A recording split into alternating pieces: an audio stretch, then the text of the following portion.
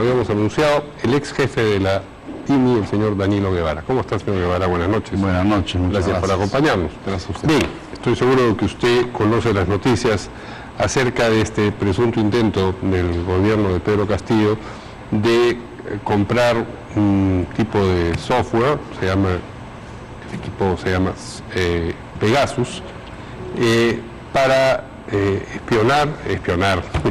espiar, es decir, hacer espionaje a quienes pues se oponían a su gobierno de distintas maneras, no solamente la oposición parlamentaria, sino también a quienes estaban desde la Fiscalía siguiendo las actividades criminales que se le atribuían a su gobierno e incluso periodistas.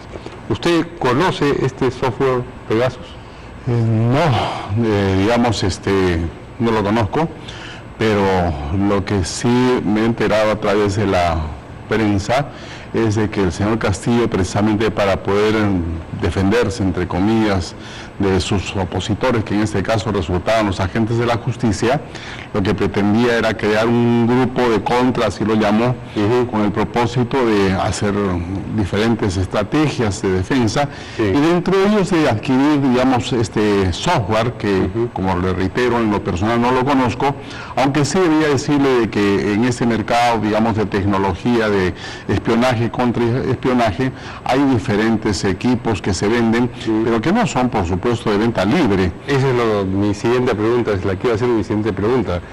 De acuerdo a esta información, parecía que se pensaba en el gobierno o en el sector del gobierno que estaba empeñado en esta compra, que iban a una feria en Panamá y lo compraban como quien va y compra un lote de vinos. Y eso yo me imagino que no debe ser así, se está vendiendo equipo muy digamos, comprometedor, muy delicado, por lo que se puede hacer con él. Naturalmente, mira, en este mercado, digamos, del espionaje y contraespionaje, se encuentra en muchos lugares desde pequeños minúsculos, micrófonos, cámaras, pero que son, digamos, que repito, de venta libre. Pero los software más sofisticados, que son aquellos que están destinados a penetrar, digamos, la información ajena, naturalmente que tienen otro tratamiento. Ahora, lo que yo supongo es de que el señor Castillo, que en realidad era muy chapucero en muchas cosas, para empezar, es muy chapucero en materia de la gestión pública, que la precarizó enormemente, y dentro de ellos, digamos, precarizó al sistema de inteligencia, es que se rodeó de gente también que no conocía mucho de eso, que probablemente lo indujeron a pensar de que eso podía ser de fácil adquisición. Pero lo cierto es de que respecto a los software avanzados que hay al respecto, los gobiernos intervienen, y los gobiernos intervienen precisamente para evitar de que esto pueda caer en manos ajenas, en manos inapropiadas, porque si fuera tan fácil vender y comprar esto, créanme que el señor Quispe Palomín y todas las mafias que operan en el mundo ya habrían adquirido estos equipos. Claro, en particular fue creado por el Estado israelí. Así es.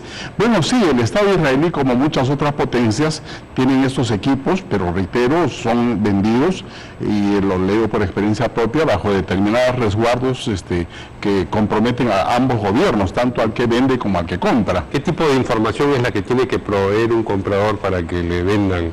Primero, el primer compromiso, digamos, es del adquiriente, que tiene que ser empleado en forma lícita. ¿Cómo puede demostrar a alguien que va a comprar un equipo de esta naturaleza que solamente lo va a usar para aquello que, digamos, está indicado? Una vez que tiene el equipo lo puede utilizar para... Naturalmente, pero es el crédito que tienen las agencias de inteligencia, y dentro de la respetabilidad que pueda tener ese sistema de inteligencia dentro del mundo, dentro del concierto de las naciones.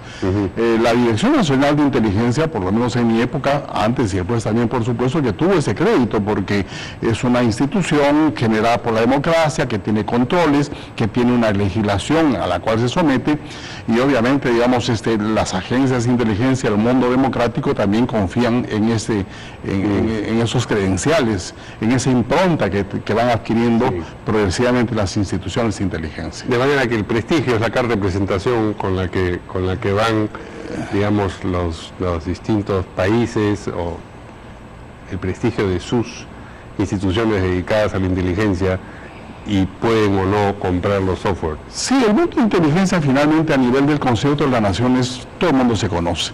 Entonces saben, digamos, no solamente el prestigio de la institución, sino del país. Obviamente de que hay algunos regímenes autoritarios o que tienen ideas equivocadas sobre lo que es el gobierno de las naciones, y yo soy seguro que a ese tipo de gobiernos difícilmente le podría vender un software avanzado. Entonces lo que cabe suponer es que pensaron que sería muy fácil, incluso se indica que el congresista al que le atribuyen haber estado dispuesto a viajar a Panamá, que es el congresista Cordero de Fuerza Popular, se sabe que estuvo en Panamá en las fechas en las que la feria se produjo, pero que hasta ahí llegó la cosa, si es que él estuvo involucrado en el esfuerzo. Es decir, se dieron cuenta de que el asunto no era tan sencillo como pensaban y rebobinaron. Probablemente, pero la intención está ahí. No, sí, claro, ¿no? eso y creo que es lo que se tendría que en este momento que valorar. Ahora, en estas ferias hay equipos que sí, repito, son de alta tecnología y que tienen determinados resguardos, pero hay una serie, en esta paleta, digamos, de venta, hay determinados matices y hay software que podrían, digamos, tener algún tipo de tratamiento diferente, pero que igualmente sirven para el espionaje. Por ejemplo, algunos software que pueden hacer relaciones o mapas de relaciones a partir de las redes sociales, cosa que incluso se podría hacer naturalmente de una forma manual. Si uno ingresa pues al Facebook del señor X, esto lo hace en un instante, y además sustrae alguna información que la procesa, ¿no es cierto? Y que finalmente puede dar importante información para quien quiera manejar esa información. Bueno, no sabemos si en estos digamos, en estos stands donde había otro tipo de productos menos comprometedores se adquirió alguno, seguramente saldrá la noticia. Pero, bueno, con prescindencia de si consiguieron o no, parece que no, el software Pegasus, la noticia es que la intención de Pedro Castillo habría sido crear todo un equipo paralelo que se dedicara a este espionaje y a otras formas de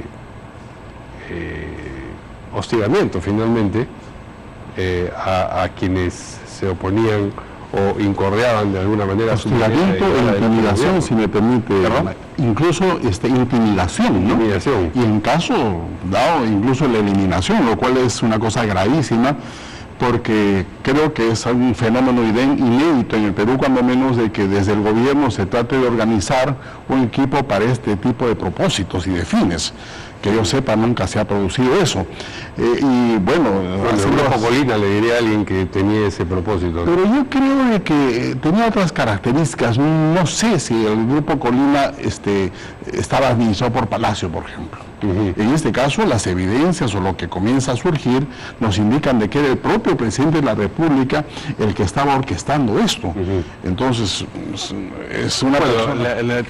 Nos iríamos por otro lado, pero la tesis de la autoría inmediata sostiene que sí, efectivamente habría una vinculación con las esferas más altas del poder. ¿No? Admitamos. Sí, bueno, pero ¿qué tan fácil o difícil podría ser crear un grupo como el que se sugiere quiso crear el gobierno de Pedro Castillo? Porque eso requiere dinero y requiere gente también entrenada que se dedique a esas actividades, ¿no? Gente entrenada y que pueda en algún momento desviar su entrenamiento, yo creo que siempre existe. Mercenarios, mercenarios de la inteligencia. Mercenarios de inteligencia y sicarios en la práctica, claro, que en algún momento estarían dispuestos que por alguna recompensa económica generalmente, incluso la eliminación física, ¿no? Sí. Esto desde el poder es una cosa, me parece, muy grave y que afecta mucho, digamos, la situación del señor Castillo, y que dice también muy mal de la forma en que condujo al país, ¿no? Sí, bueno, pero ¿qué tan factible, le decía yo, es, por ejemplo, desde el punto de vista de la administración de recursos económicos? Porque me imagino que tienen que ser recursos que salen del erario nacional, salen seguramente bajo una vestimenta o un camuflaje que le permite confundir, digamos, a quienes puedan ejercer algún tipo de fiscalización. Claro, pero es una cosa negra, es una cosa sucia, pero yo presumo de que los fondos eran fruto de los negocios del señor Castillo, que comienzan a vislumbrarse, ¿no? Entonces era de todas maneras dinero mal habido, producto seguramente o posiblemente de coimas, de dinero que eran entregados a través de algunas organizaciones que incluso podían estar vinculadas a la minería ilegal o al tráfico ilícito de drogas, porque hay rumores, hay informaciones que señalan de que habría de repente algunos canales de comunicación. En fin, yo creo que el dinero en este caso, Mario, no era necesariamente un problema que pudiera frustrar o coartar ese propósito de crear un grupo destinado a intimidar y a eliminar. Entonces, lo que frustró ese empeño, porque al final no se materializó aparentemente, o funcionó muy mal, fue la naturaleza chapucera de quienes lo trataban de...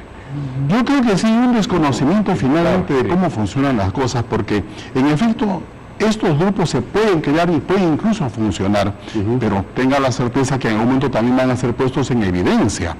Este es lo que nos dice, digamos, la experiencia mundial. Estos grupos en algún momento siempre son develados, son puestos en conocimiento, pero ante una persona que tenía tan poca ilustración y tan pocos conocimientos y mucha audacia para en algún momento cometer algún tipo de desmanes y desmanejos, yo creo que perfectamente era factible que pudiera haber ese propósito de establecerlo, ¿no? Bueno, seguramente con las investigaciones esto saldrá a la luz y conoceremos hasta dónde se extendió este intento chapucero, pero intento finalmente de hostigar, intimidar y espiar a la oposición. Muchas gracias al señor Ramiro Guevara, ex jefe de la DIN.